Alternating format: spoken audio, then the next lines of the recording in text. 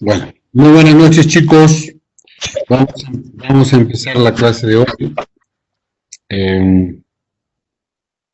Esta clase es una clase sumamente interesante e importante. Seguridad lo van a utilizar en algún momento. La anticoagulación es un tema sumamente trascendente en la vida clínica y ahora está un tanto de moda por esto del síndrome de coagulación intravascular diseminada que daría el COVID-19 y además se supone que un buen porcentaje de estos pacientes muere también con tromboembolismo pulmonar, que no es una afectación infecciosa básicamente, sino es una complicación del sistema de coagulación o del sistema de hemostasia. Eso es lo que vamos a ver ahora. No solamente ese es el único cuadro nosológico en que se utiliza.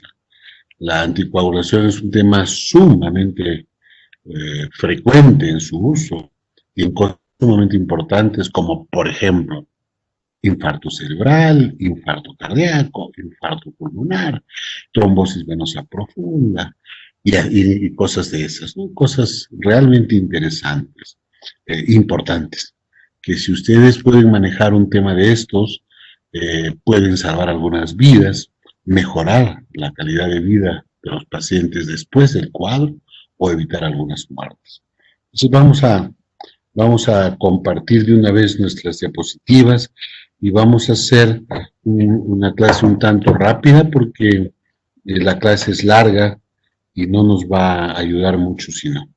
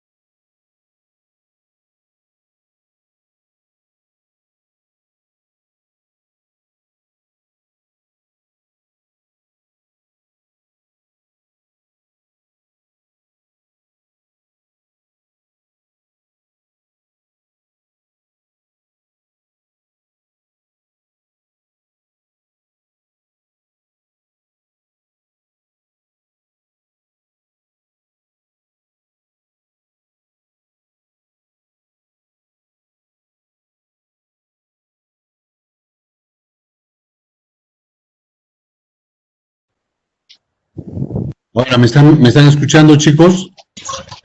Sí, doctor, sí se le escucha. Sí, ya tenía algunos problemas. Bueno, ahora empezamos, ¿ya? Eh, los anticoagulantes, les decía, es una parte del capítulo que se denomina hemostasia y es sumamente interesante. La hemostasia en sí incluye varios grupos de medicamentos, que son los anticoagulantes, los antiplaquetarios, los fibrinolíticos, y además un grupo que se llama los coagulantes, que sería lo contrario, un poco los antídotos de cuando nos pasamos en estos cuadros terapéuticos, por llamarlo de alguna forma. Cuando queremos retrasar el proceso de la coagulación, cuando queremos evitar la coagulación, usamos pues, los anticoagulantes y los antiagregantes plaquetarios, ¿no? Y cuando queremos disolver los coágulos que ya se formaron, necesitamos hacer los trombolíticos para hablar de que vamos a destruir los trombos. Sin embargo, dentro de los trombos lo que se destruye o lo que se trata de desaparecer son la fibrina, y por eso se habla de fibrinolíticos. Chicos, apaguen sus micros, por favor. Chicos, apaguen sus micros. Apaguen sus micros. La última parte es lo que decía, para cuando queremos estimular el proceso de coagulación, no solamente cuando hemos anticoagulado de más, por llamarlo así, una sobreanticoagulación, sino cuando se producen procesos hemorrágicos tan severos o tan rápidos que ponen en riesgo o ponen en peligro la vida. Entonces ahí tenemos que usar este grupo de medicamentos. Sin embargo, ahora no nos va a dar el tiempo para todo, esperemos llegar por lo menos al segundo grupo. Los anticoagulantes son un grupo de medicamentos que previenen o que evitan la formación de los coágulos de sangre y van a prevenir también la formación de un nuevo coágulo o el engrosamiento del coágulo que existe. Y eso juega muy bien para cuando hablamos, por ejemplo, el tratamiento anticoagulante que se hace en el infarto de miocardio, ¿no? ¿Se acuerdan que les decía que se rompe la placa dentro de la arteria coronaria, la placa de grasa, la ateroma, y al romperse la placa y al tomar contacto la sangre con el subendotelio se activa la coagulación y se produce un coágulo, un trombo, y lo que se hace es darle anticoagulantes, pero los anticoagulantes no van a romper el coágulo. ¿Para qué le damos? Le damos para evitar la formación de otros coágulos y para evitar que el coágulo que está hecho siga creciendo. Entonces, eso evita que se complete el taponamiento de la arteria, y si usamos nitrovasodilatadores, vamos a producir una apertura de la luz del vaso, va a producir un flujo y se va a evitar la muerte de ese pedazo del corazón, entre otros cuadros, ¿no? Los anticoagulantes muchos medicamentos, pero que incluye entre ellos a las heparinas y los anticoagulantes orales. Eso quiere decir que las heparinas son pues los anticoagulantes parenterales, los que se utilizan por vía endovenosa, los que se utilizan por vía subcutánea, básicamente. Este es un esquema que cuando se lesiona un vaso, pues el vaso en protección va a hacer una vasoconstricción para evitar el sangrado. Inmediatamente se agregan las plaquetas tratando de tapar la herida, se sume el fibrinógeno, la fibrina, y luego se va a producir el coágulo.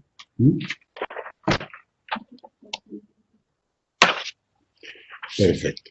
Entonces, las heparinas se dividen en dos grupos grandes.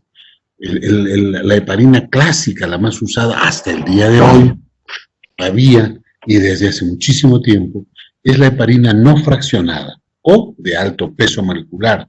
Esto porque se ha descubierto ya hace algunos años un grupo de heparinas que son de muy bajo peso molecular y que al compararlos, pues la heparina no fraccionada sería de alto peso molecular.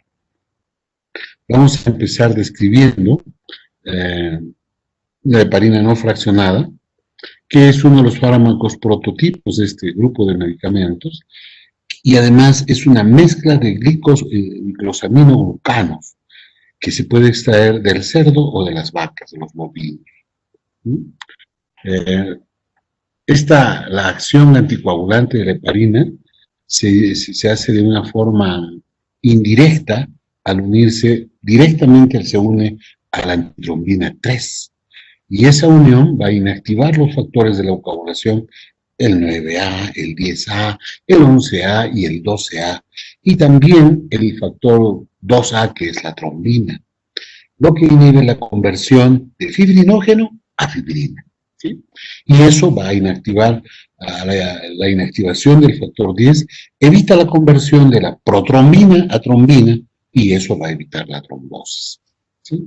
Entonces, esa es la forma, cómo es que actúa la heparina no fraccionada. Se va a administrar por vía subcutánea o por vía intravenosa. La mayoría utiliza un bolo de ataque por vía intravenosa y luego se sigue con dosis de mantenimiento por vía subcutánea.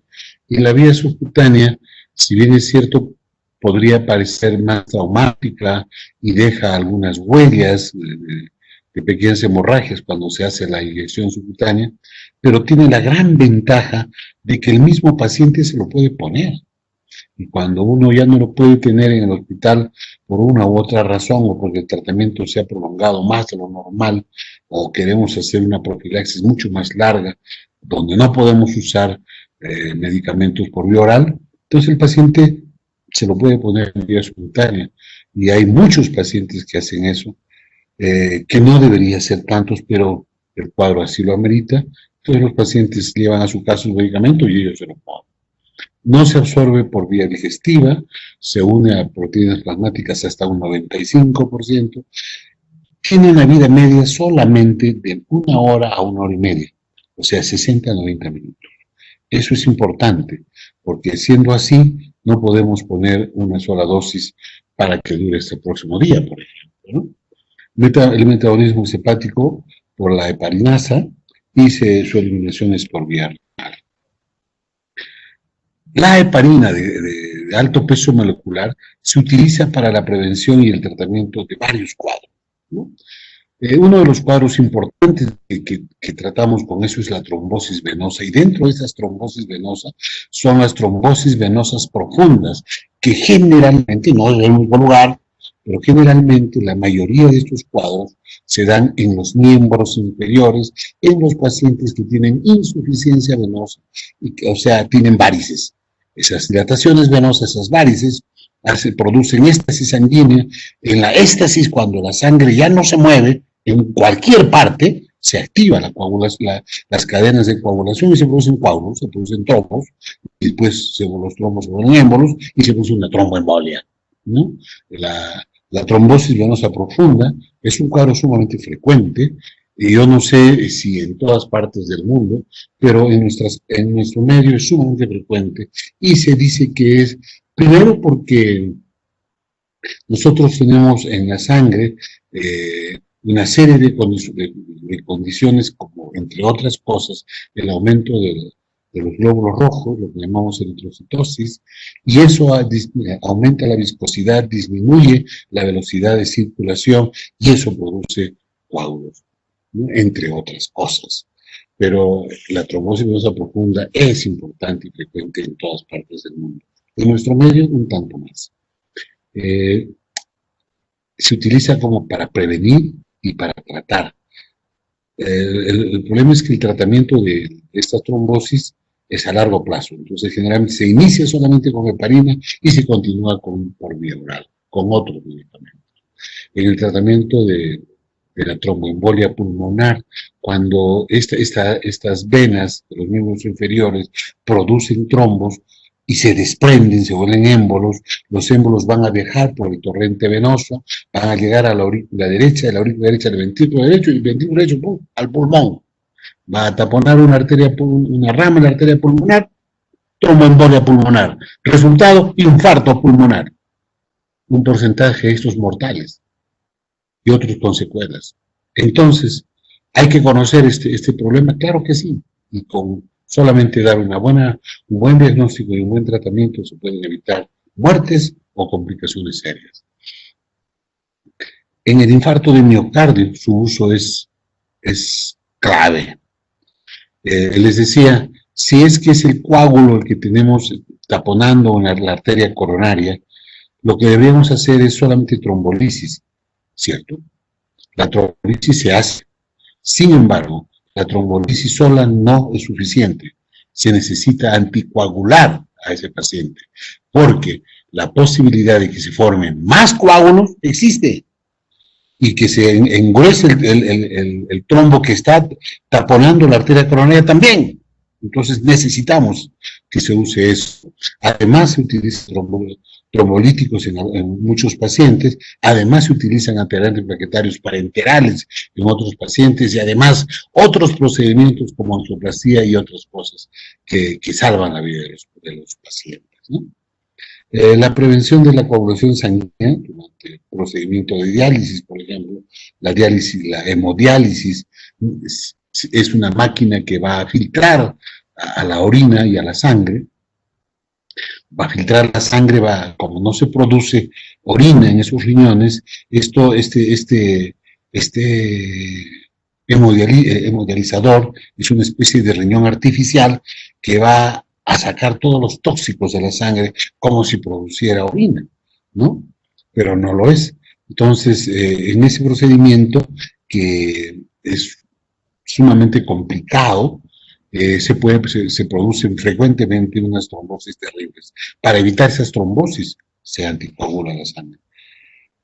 La anticoagulación no es al máximo, pero se hacen unas dosis profilácticas para evitar las complicaciones.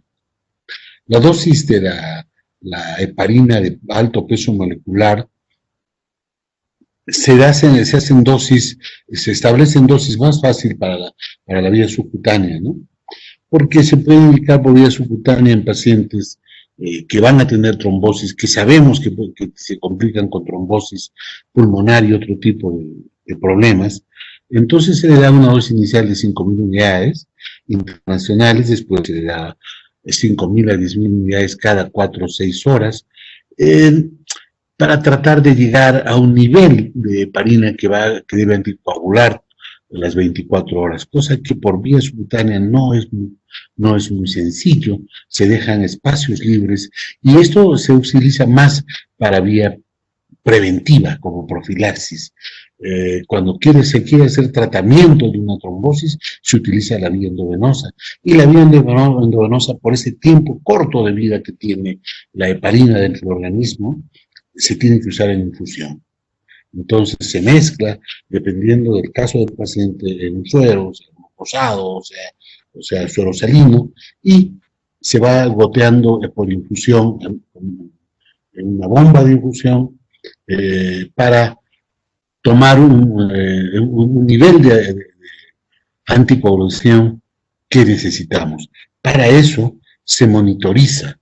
No sabemos cuál es el nivel exactamente, no hay una dosis, ya le pones esto a todos los pacientes, no es así. Lo que se tiene que hacer es, se mide el tiempo parcial de tromboplastina activado, inicial, y luego se duplica ese tiempo con la administración de heparina. Pero algunos textos hablan de hasta llegar al 200%, no solamente el 100% del valor original, sino hasta triplicar el valor del tiempo parcial de tromboplastina activada. Y eso amerita que uno esté monitorizando, porque si uno pasa del nivel de anticoagulación, puede haber hemorragias. Y si uno no llega al nivel de anticoagulación, pueden haber trombos. Entonces, eso hace un tanto más complicada la administración y por eso se están utilizando otro tipo de medicamentos que ahora los vamos a ver. Reacciones adversas, hemorragias, como para todos los anticoagulantes. La trombocitopenia es especialmente importante en las heparinas y en esta heparina de alto peso molecular más todavía. Puede haber escalofríos, fiebre, urticaria y algunos síntomas o algún compromiso anafilactoide con el uso de la heparina. Hay en algunos pacientes, como por ejemplo las embarazadas, que no pueden utilizar warfarina o anticoagulantes orales, tienen que usar heparina por largo plazo y después hacer osteoporosis. Sin embargo, hay casos en los que tenemos que usar, pese a todo lo que pueda pasar, porque no se puede utilizar warfarina en el embarazo. Y acá está. No se puede indicar, está contraindicado en las hemorragias, la hemofilia, la trombocitopenia, en púrpura y, entre comillas, en crisis hipertensivas, porque si es muy alta, podría producir una hemorragia cerebral o una enfermedad cerebrovascular hemorrágica. Después de la cirugía ocular, en la cirugía cerebral o neuroespinal, en algunas cirugías traumatológicas se utiliza de forma preventiva. Eh, Esta heparina no atraviesa la placenta, se debe utilizar solamente lo estrictamente necesario.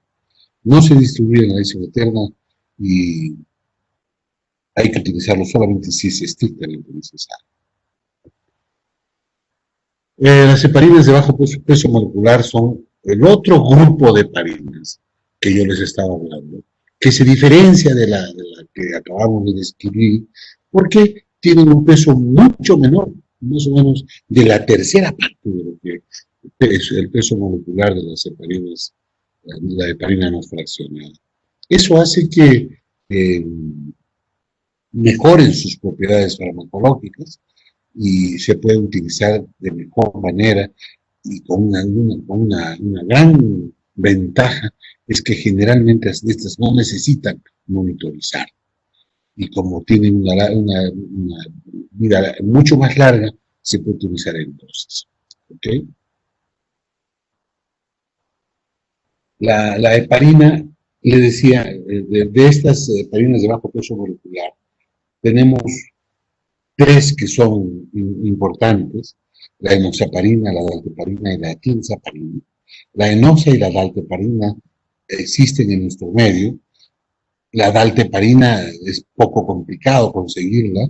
La que se utiliza, se encuentra y se utiliza, incluyendo en este famoso COVID, es la enoxaparina. La enoxaparina es un anticoagulante sumamente importante en la prevención y el tratamiento de problemas de trombosis, de tromboembolia pulmonar e incluyendo el síndrome de coagulación intravascular diseminada. La enoxaparina, como toda heparina, inhibe la coagulación, potenciando el efecto inhibitorio de la antitrombina 3 y actúa también sobre los factores 2A y 10A o XA. Posee una elevada actividad anti-10A y una débil actividad anti-2A. En su farmacodinámica, la enoxaparina potencia la acción del inhibidor endógeno de la coagulación, la antitrombina 3, y aumenta la inhibición de la formación y la actividad del factor 10, que está mediado pues, por la antitrombina. Y luego esta acción reduce la formación de los trombos. De acuerdo en su farmacocinética, vamos a ver que se administra muy bien por vía endovenosa y subcutánea. Ya dijimos que las heparinas no se absorben por vía digestiva. Por vía subcutánea su absorción es rápida y completamente, ¿no? La absorción es directamente proporcional a la cantidad de enoxaparina que utilicemos. La vida media es de 4 a 6 horas, a diferencia del otro que era 1 hora, ¿no? Entonces, este medicamento nos permite utilizar cada 12 horas o cada 24 horas, dependiendo qué es lo que queramos hacer. Si queremos hacer profilaxis o queremos hacer tratamiento de problema de coagulación. Su metabolismo es hepático, su eliminación es por vía renal. Su indicación, ya les decía, hace prevención de la enfermedad tromboembólica. La enfermedad tromboembólica incluye dos cosas, el tromboembolismo venoso, la trombosis venosa profunda y el tromboembolismo pulmonar. Eso es engloba la enfermedad tromboembólica. También se utiliza la enoxaparina y todas las otras las heparinas de bajo peso molecular al inicio de las coagulaciones que resultan ser prolongadas y a veces por muchos años en algunos pacientes casi de por vida. Por ejemplo, la fibrilación auricular es una arritmia cardíaca, una arritmia auricular en la que las aurículas no logran contraerse, no logran hacer sístole y solamente hacen una maniobra así. No sé si me logran ver en la cámara, pero hacen esto. No hacen así como debe ser la sístole. Lo que hace es esto más o menos. sin hacer así. Entonces, no hace una sístole y solamente se moviliza la sangre sin poder trasladarse de una cavidad a otra. En la práctica la sangre está parada, está varada, está inmóvil, y ahí es que se producen, se activan las cadenas de coagulación, se producen los coágulos, los trombos, sistema aurículo derecha pasa al ventrículo derecho, a los pulmones, tromboembolia pulmonar, algunos se mueren. Sistema izquierdo, pasa al ventrículo izquierdo, pasa a la aorta, la carótida, coronaria, infarto miocardio, se puede morir. O si no, se va al cerebro, enfermedad cerebrovascular trombótica, isquémica, que además produce muerte de un pedazo del cerebro, o sea, un infarto cerebral. ¿Sí? Las cosas son serias. Entonces allí no se puede dar el lujo uno de empezar con una pastillita y esperar que alcance un buen nivel de anticoagulación, porque mientras tanto hace trombosis y se muere, ¿no? O nos queda paralítico, ¿no? Entonces hay que iniciar rápidamente y para eso la enoxaparina es genial. Empiezas tu dosis y mientras vas dando, pones enoxaparina, vas dando también tu anticoagulante oral. Cuando tienes un buen nivel, suspendes la enoxa y para adelante, ¿no? El tromboembolismo venoso ya establecido también, y en los procedimientos hemodiálisis. Voy a mojar la garganta.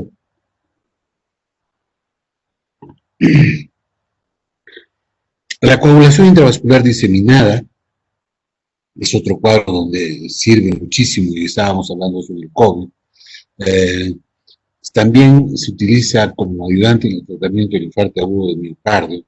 Por ejemplo, se puede empezar con heparina de alto peso molecular, pero para no estar haciendo infusión y los controles tan seguidos, pones una dosis de heparina, sigues con enoxaparina y después con enoxaparina se queda anticoagulado un buen tiempo hasta que se suspende la anticoagulación. En el tratamiento de la trombosis que produce el cáncer es o las neoplasias en general, es una patología que va a estimularla, va a alterar la coagulación, el proceso de hemostasia, y produce muchas trombosis. También en pacientes después de operarse de cirugías mayores. La dosis que se utiliza de la enoxaparina, la dosis aquí sí se puede medir, es mucho más previsible, y se utiliza de 1 a 1.5 miligramos por kilogramo de peso cada 12 horas. La ventaja, les decía, es que no se requiere monitorización. Vienen en ampollas de 20, 40, 60, 80 y de 100 miligramos. El inconveniente es que no se encuentra siempre de 20, porque se encuentra en el Perú generalmente son de 40, 60, 80, y el precio es considerable, y más ahora en estos días. Solamente para comentarles como una anécdota, y no todo sea muy serio para que así se fijen algunas cosas. Para un paciente que no esté en Puno, necesitábamos, porque está con diagnóstico de COVID, necesitábamos enoxaparina, no había en el hospital que debían atenderlo, entonces la farmacia solamente vende ampollas de 40, y él pesaba 80 kilos, necesitaba 2 dosis de 80 kilos por día, y cada ampolla de 40 valía 120, o sea, para cada dosis 240, para el día necesitaba 480 soles, o sea, 500 soles por día, solamente en enoxaparina. Las reacciones adversas, la hemorragia, anemia hemorrágica, la trombocitopenia, que es una complicación sumamente frecuente, hay que tener cuidado con todas las heparinas. Puede producir en algunos que otros pacientes trombocitosis, pero lo más frecuente es la trombocitopenia. Aumenta las enzimas hepáticas, produce urticaria, prurito, lipemia, etc. No se debe indicar en hemorragias, en hemofilia, en trombocitopenia, en púrpura y en amenaza de aborto, tampoco. En el embarazo se puede emplear bajo vigilancia médica, y en la lactancia no se contraindica, se puede usar. Entonces, con eso hemos terminado los anticoagulantes de vía parenteral y ahora vamos a ver los anticoagulantes orales. Y ahí hay dos grandes grupos, unos que son antagonistas de vitamina K y los otros, que son varios, que aún están en investigación la mayoría, pero ya tenemos algunos en nuestro medio y vamos a describir rápidamente. Los antagonistas de la vitamina K son varios, pero los más importantes son la senocumarina y la warfarina. En nuestro medio lo que se usa permanentemente en una gran cantidad de pacientes es la warfarina. Y la warfarina se sigue usando pese a que ya hay otros medicamentos, porque todavía no han sido superados en todo lo bien que produce la warfarina, pese a la dificultad para usarlo. Estos son los fármacos más utilizados de manera común en la profilaxis a largo plazo de diversas enfermedades alrededor de las enfermedades tromboembólicas. Inhiben a la reductasa de la vitamina K, que es necesaria para convertirse en una vitamina activa. Los medicamentos más importantes en esto está la senocumarina y la warfarina, y ambos son derivados del dicumarol. Vamos a describir la warfarina. La warfarina, este medicamento que se usa tanto y debe ser manejado por el hematólogo, pero por la especialidad que nosotros manejamos en cardiología, manejamos bastantes pacientes anticoagulados y la mayoría están usando warfarina. Y es importante que ustedes conozcan porque les van a preguntar. Hay gente que usa de por vida la warfarina y está condenado a usar warfarina de por vida, como por ejemplo los pacientes que tienen una prótesis mecánica valvular en el corazón. Por ejemplo, los que tienen fibrilación, que no pueden tener otro tipo de solución, que van a vivir con su fibrilación y que necesitan estar anticoagulados. ¿Ok? Entonces, la warfarina es un medicamento que va a impedir la formación de los factores activos de la coagulación como el factor 2, el factor 7, el factor 9 y el factor 10, mediante la inhibición de la gamma carboxilación de las proteínas precursoras mediadas por la vitamina K. Esto es un medicamento de los antagonistas de la vitamina K. La acción terapéutica completa no se va a manifestar, o sea, la acción de la warfarina no se va a producir en forma completa. En resumen, no se va a producir mientras hayan estos factores circulares, estos 4 factores circulando en el organismo. Mientras el catabolismo normal no los haya eliminado, no se va a producir. ¿Eso qué quiere decir? Que tú le das la warfarina y no actúa. Entonces debes anticurar, ahí decía, ahí tienen que utilizar la enoxaparina, por ejemplo, hasta que la warfarina actúe. Y la warfarina va a actuar teniendo un nivel de anticoagulación. Cuando alcances ese nivel, recién suspende la enoxaparina. Aunque el tiempo de protrombina se puede prolongar mientras no se depresione el factor, se prolonga cuando se depresiona el factor 7, pero si los otros factores siguen, no actúan, no sirve. No tiene efecto trombolítico directo, puede limitar la extensión de los trombos existentes y es pues un antagonista de la vitamina K. La warfarina se administra por vía oral, es un anticoagulante oral, el más importante en nuestro medio. En algunos otros países es como Chile, como Brasil, utilizan no warfarina, otros medicamentos, pero en el Perú se utiliza la warfarina. La absorción se hace por vía digestiva, muy bien, se une a las proteínas en altísima proporción, tiene una vida media de 40 horas. Esto es sumamente importante.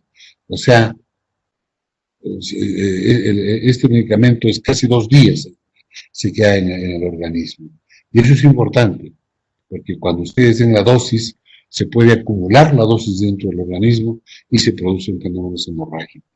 Por eso estas cositas que podrían parecer superficiales son sumamente importantes. ¿Y por qué dura tanto así? Porque se une a las proteínas plasmáticas mucho tiempo, pues por eso. Se va a eliminar su metabolismo por vía hepática a partir del citocromo P450 y citocromo 12,9. Se elimina por vía renal y también por las heces fecales. Se indica la warfarina en qué. La warfarina se utiliza en muchísimas cosas. Pero los tratamientos más comunes y prolongados son cuando hay trombosis venosa profunda.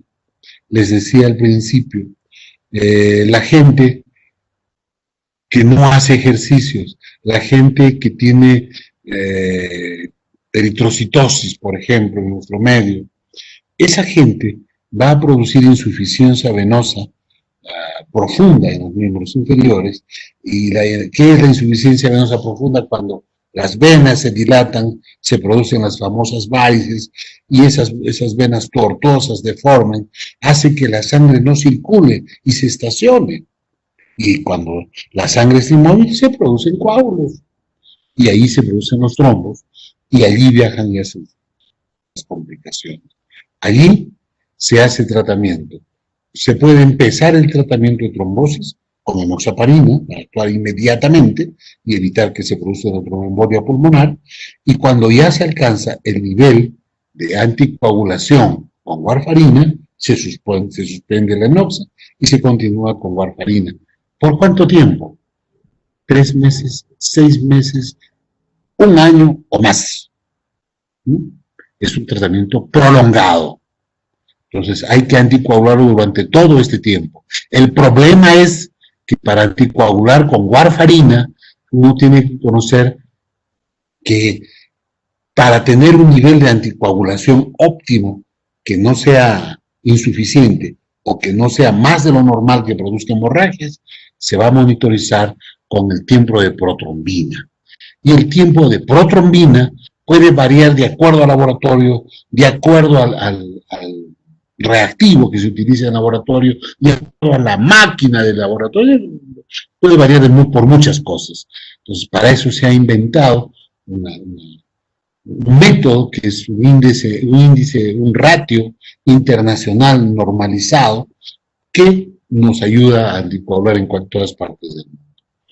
Esto que se produce en la trombosis venosa profunda o en el tromboembolismo pulmonar, que también el tratamiento es largo. No es que tú haces el tratamiento de trombolismo con 7 días con el antibiótico. No, señor. Cuando tú tienes esto, el tratamiento se prolonga 3 o 6 meses o más. En pacientes con factores procoagulantes se pueden anticoagular años y a veces casi de por vida, porque si no, va a ser otra trombosis. Eso también se traspola un poco a la fibrilación auricular que les decía al principio, que es pues esta arritmia del corazón que no produce sístole y que produce coágulos y que puede producir necrosis en el corazón, en el cerebro, en el pulmón y en otras partes. El tratamiento de esto es casi de por vida también, casi también de por vida. Entonces, chicos, voy a tener que contestar esta llamada, disculpen solamente un momentito, ¿no?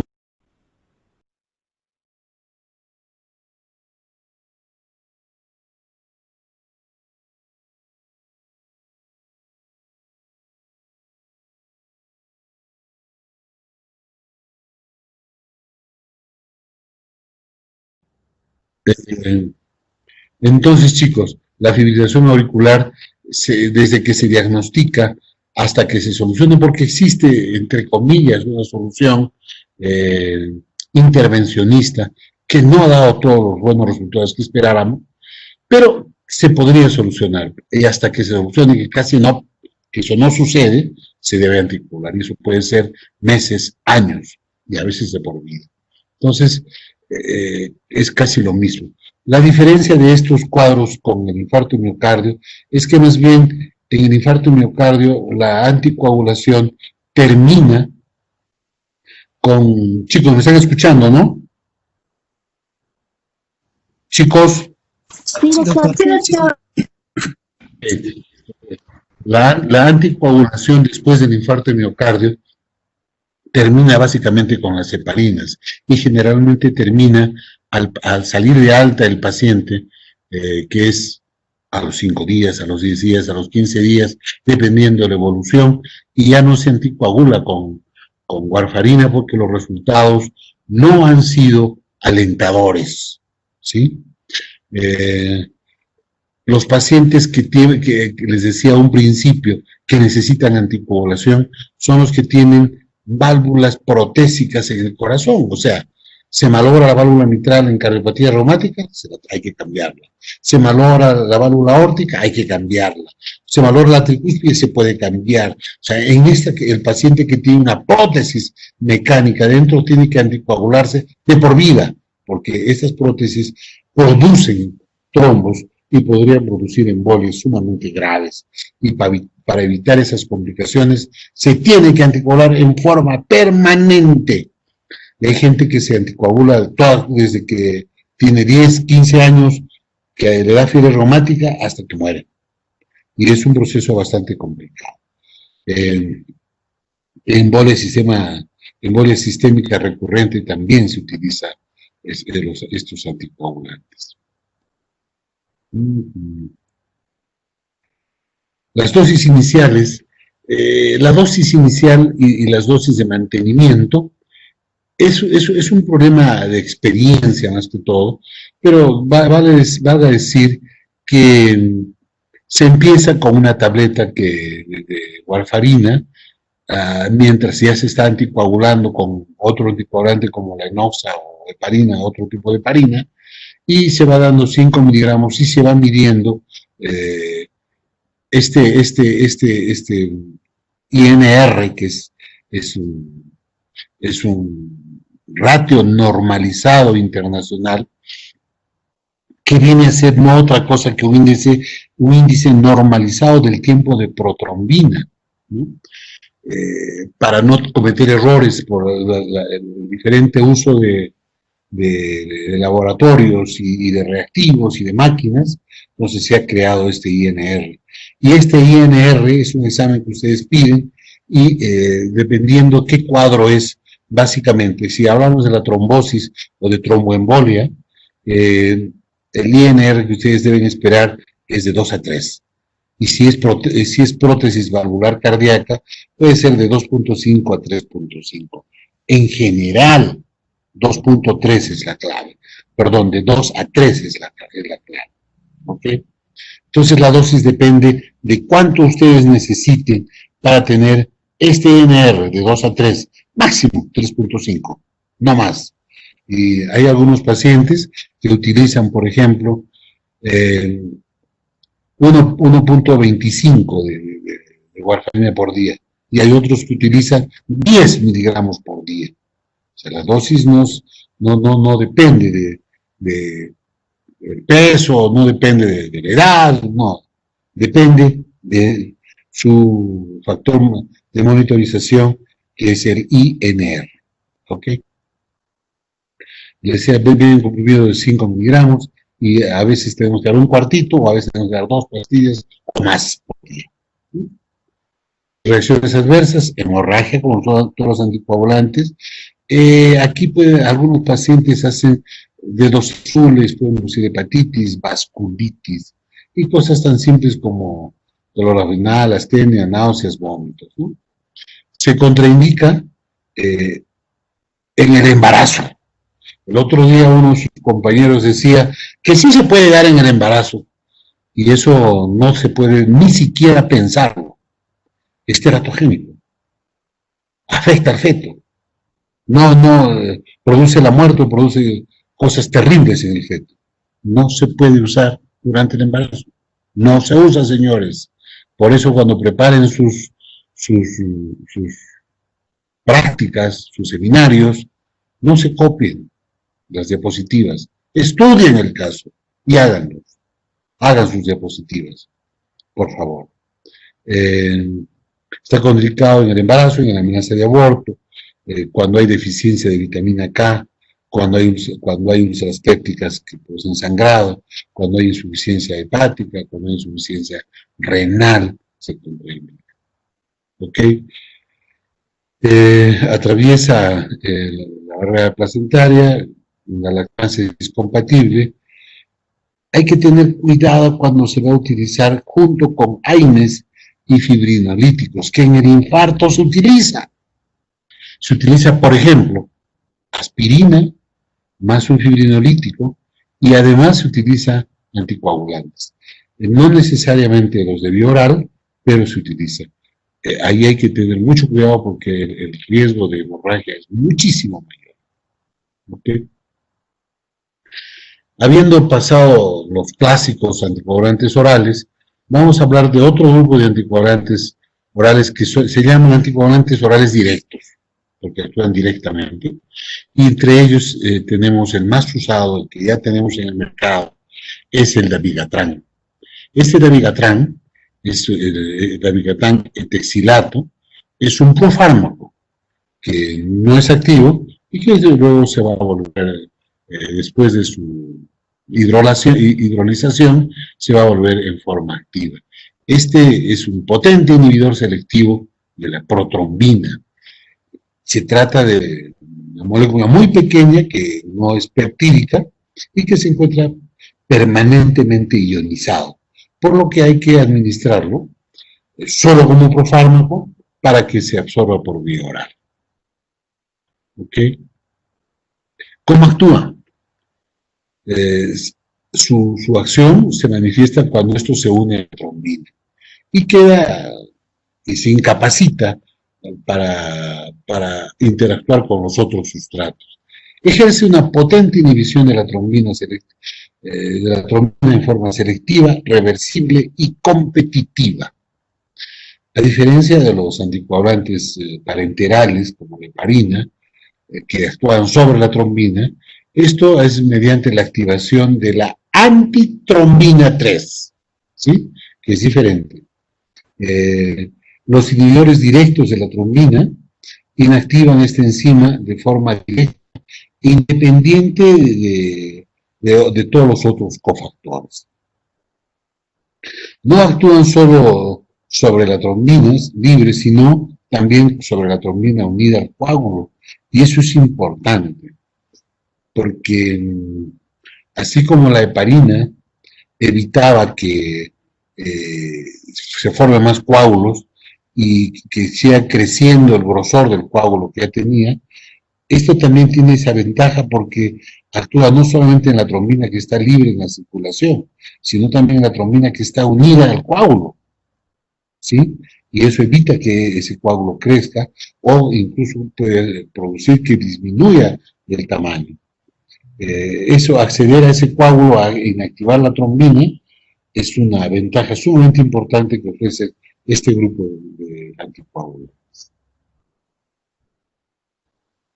Se administra por vía oral, su absorción por tubo digestivo es buena, mejor si el pH es ácido. Las concentraciones plasmáticas máximas son a las 2 horas, tiene una vida media de 14 horas, ¿sí? Eso es importante porque se puede utilizar cada 12 horas, cada 24 horas. Y van a ver que esto se indica cada 12 horas, pero en el hipotético caso que deban usar más dosis con un tiempo de interdosis más prolongado, se puede hacer. Se elimina por un renal. ¿Dónde se indica? Se indica para prevenir las enfermedades cerebrovasculares, básicamente las isquémicas, o sea, las embolias cerebrales, las embolias sistémicas, en pacientes que tienen fibrilación auricular, pero acá hay una diferencia. La warfarina la utilizamos en todas las fibrilaciones, acá no. Solamente en las fibrilaciones que no tienen origen en una valvulopatía cardíaca, o sea, una estenosis mitral, una insuficiencia mitral o un problema valvular aórtico. Ahí no se puede utilizar. Es sumamente peligroso y no sirve. En cambio, si hay otro tipo de fibrilaciones que no son valvulares, ahí se utiliza. con uno o más factores de riesgo, tales como ictus o como un ataque isquémico transitorio. Ahí hay que tener cuidado. Pacientes mayores de 75 años tampoco se indica con facilidad en pacientes, más bien en pacientes con insuficiencia cardíaca que tiene una clase funcional en la escala de New York Heart Association, más de 2, sí se puede utilizar. En los pacientes con diabetes mellitus sí se puede utilizar y se indica permanentemente, y en la hipertensión arterial también. No es tratamiento de hipertensión, no les va a bajar la presión. Lo que pasa es que un paciente que tiene factores de coagulación alterados, tiene todos los factores de riesgo para hacer tromboembolia y tiene hipertensión, creo que lo pueden utilizar, sin ningún problema. En la prevención primaria de episodios tromboembólicos venosos, pacientes adultos que van a ser sometidos a operación de cambio o de prótesis de cadera o prótesis de rodilla que están programados. En estos casos se puede utilizar sin ningún problema. La farmacocinética, su administración es por vía oral, tu absorción a tu digestivo es bueno, mejor si es pH ácido, sus concentraciones plasmáticas máxima 2 horas, vida media 14 horas, metabolismo hepático y eliminación renal. Su dosis de presentación, 250 de Dabigatran, de texilato 2 veces al día, es la recomendable. Sin embargo, en pacientes mayores, en pacientes con compromiso renal, en pacientes que deben tener cuidado, la dosis mejor es 103 cada 2 horas. Tienen casos de 75, 150, y en los pacientes jóvenes y que tienen un peso regular, se puede usar 150. Pero los otros pacientes que pueden causar acumulación, mejor son los 110. ¿Okay? Reacciones adversas, hemorragia, acidez, dolor estomacal, pueden producir hemorragia digestiva y posiblemente. Se contraindica en sensibilidad, insuficiencia renal grave, en lesiones orgánicas con riesgo de hemorragia, en hemorragias activas, en enfermedad hepática que afecta la supervivencia del paciente y en tratamiento concomitante con ketoconazol, está contraindicado, en pacientes que utilizan ciclosporina, hidroconazol y el tracolín, no se debe utilizar. Esos son ese grupo de medicamentos, y hay otro grupo de medicamentos que son algunos medicamentos que están bastante de moda, como por ejemplo el Rivaroxaban, el Apixaban y el Endoxaban. Estos medicamentos se llaman inhibidores directos del factor 10 activado. El medicamento más importante de ese grupo es el Rivaroxaban, que es un inhibidor altamente selectivo del factor 10A. Interrumpe las vías intrínsecas y extrínsecas de la cascada de coagulación, inhibe la formación de trombina y por lo tanto de trombos, disminuye la formación de fibrina y va a suprimir pues, la agregación plaquetaria, que es un efecto adicional. Se absorbe por vía oral, en el estómago se absorbe muy bien, se administra por vía oral, 3 horas para que su inicio de acción, su vida media es de 7 a 11 horas, el metabolismo es hepático por la citocromosidasa de la citocromo 3 a 4, la eliminación por vía renal y por las heces. Se indica en prevención de enfermedad cerebrovascular, en fibrilación auricular, no valvular, en la trombosis venosa profunda, en embolia pulmonar y en profilaxis de trombosis. La dosis es básicamente 20 miligramos una vez al día, se administra en dosis fijas, no requiere un control de coagulación como la warfarina. Su presentación es en comprimidos recubiertos de 10 miligramos. Reacciones adversas, taquicardia, anemia, síncope, mareo y dolor abdominal, dispepsia, náuseas, etc. Está contraindicado en hemorragias activas, hepatopatías, coagulopatías, contraindicado en el embarazo y contraindicado en la lactancia. Hay que interrumpir la lactancia materna para que utilice este medicamento.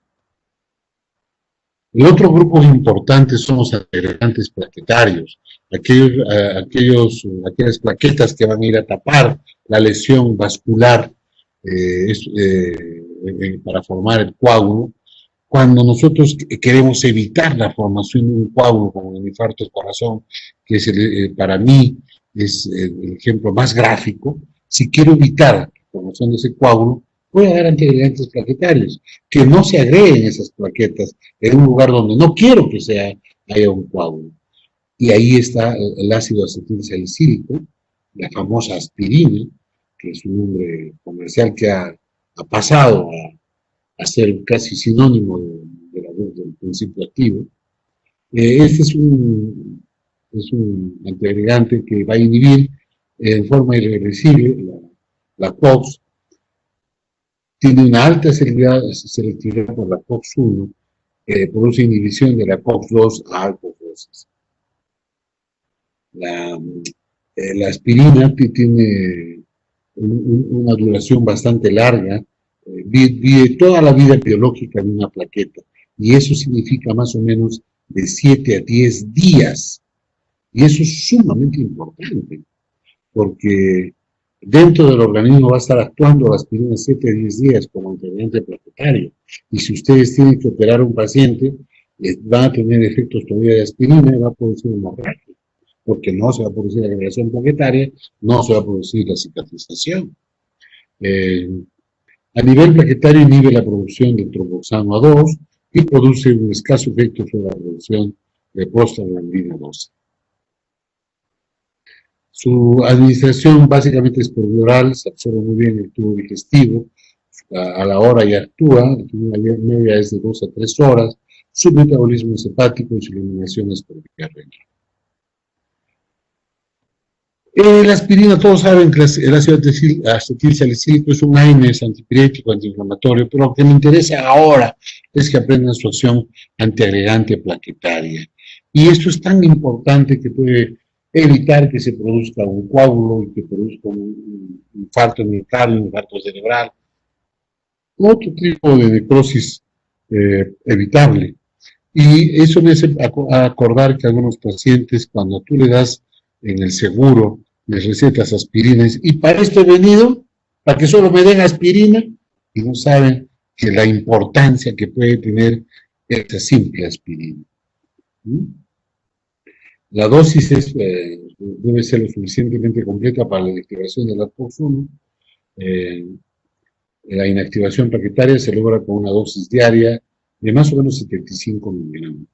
Pero lo clásico es la aspirina o la cardioaspirina de 100 miligramos, y hay otras que son de 81 miligramos, pero solamente 75 es importante para la inactivación de la agregación plaquetaria. Su efecto antitrombótico es muy efectivo a dosis desde 50 miligramos hasta 325. Ustedes van a leer algunos libros que para el tratamiento del infarto dan 325. Nosotros estamos bien, pero para inicio vamos hasta 500. Y luego de mantenimiento, sí. Las presentaciones vienen de 500, las que son como AINES, y de 100 las cardioaspirinas, o las que se utilizan como agregantes. Reacciones adversas: hemorragias nasales, dispepsia, úlcera péptica, vómitos. Lo más importante son las hemorragias, y las complicaciones más importantes que hay son las hemorragias digestivas. Es sumamente importante.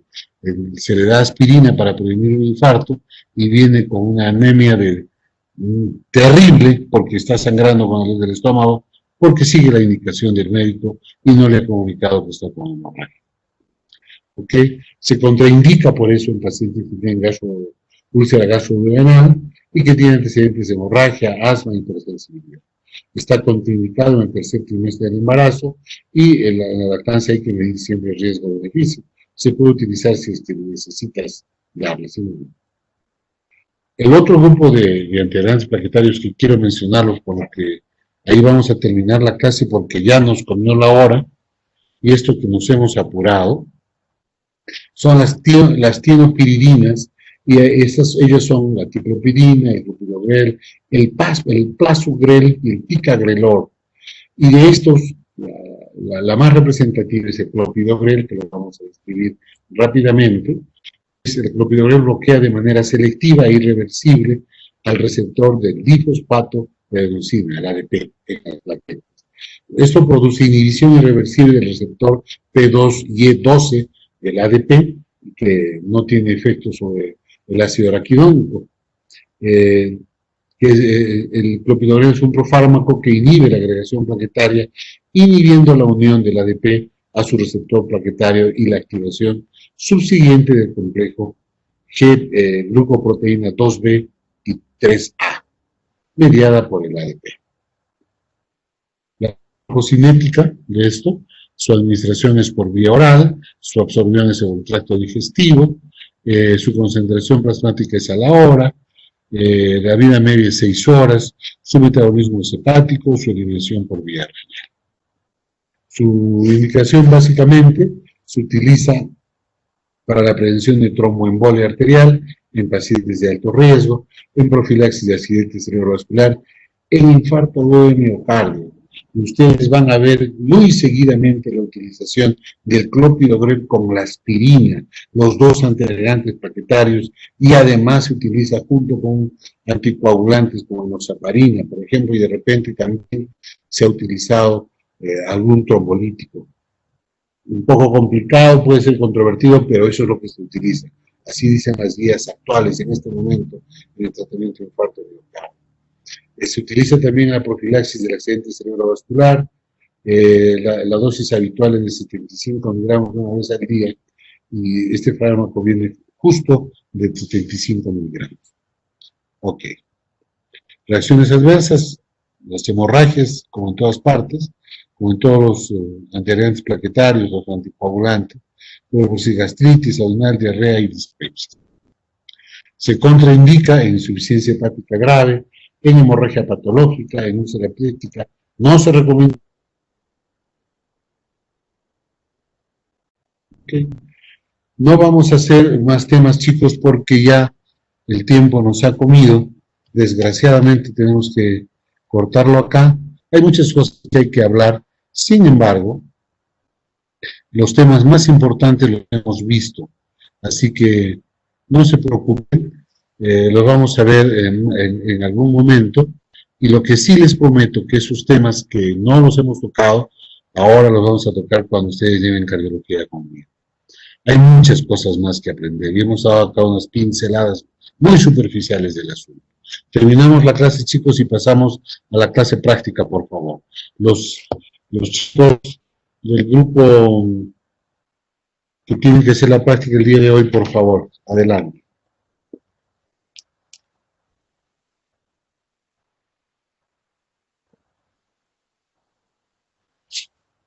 ¿Son del grupo B3, chicos?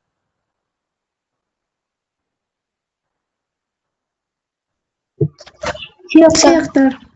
Son del grupo B3, ¿no?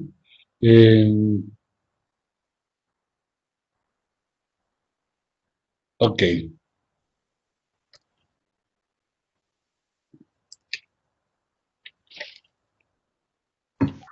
Vamos a seguir entonces con la